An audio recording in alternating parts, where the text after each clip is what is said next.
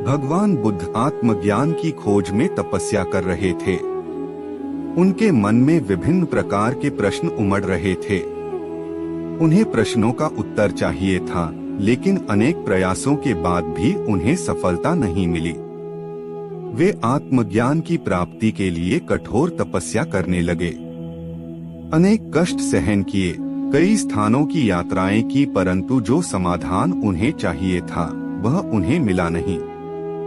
एक दिन उनके मन में कुछ निराशा का संचार हुआ। सोचने लगे, धन, माया, मोह और संसार की समस्त वस्तुओं का भी त्याग कर दिया, फिर भी आत्मज्ञान की प्राप्ति नहीं हुई। क्या मैं कभी आत्मज्ञान प्राप्त कर सकूंगा? मुझे आगे क्या करना चाहिए? इसी प्रकार के अनेक प्रश्न बुद्ध के मन में उठ रहे थे। तपस्या में सफलता की कोई किरण दिखाई नहीं दे रही थी और इधर बुद्ध ने प्रयासों में कोई कमी नहीं छोड़ी थी। वे उदास मन से इन्हीं प्रश्नों पर मंथन कर रहे थे। इसी दौरान उन्हें प्यास लगी।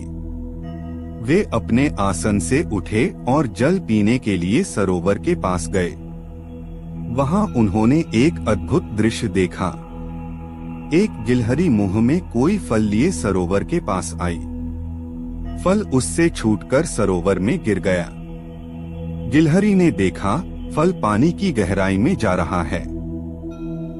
गिलहरी ने पानी में छलांग लगी दी।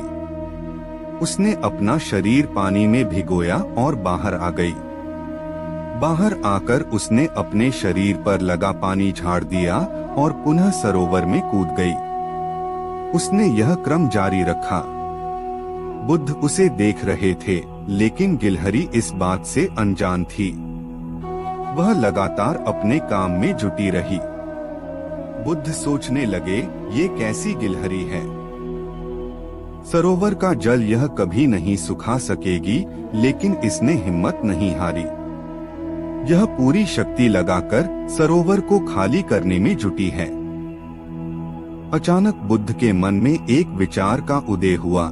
यह तो गिलहरी है, फिर भी अपने लक्ष्य को प्राप्त करने में जुटी है। मैं तो मनुष्य हूँ। आत्मज्ञान प्राप्त नहीं हुआ तो मन में निराशा के भाव आने लगे। मैं पुनः तपस्या में जुट जाऊंगा।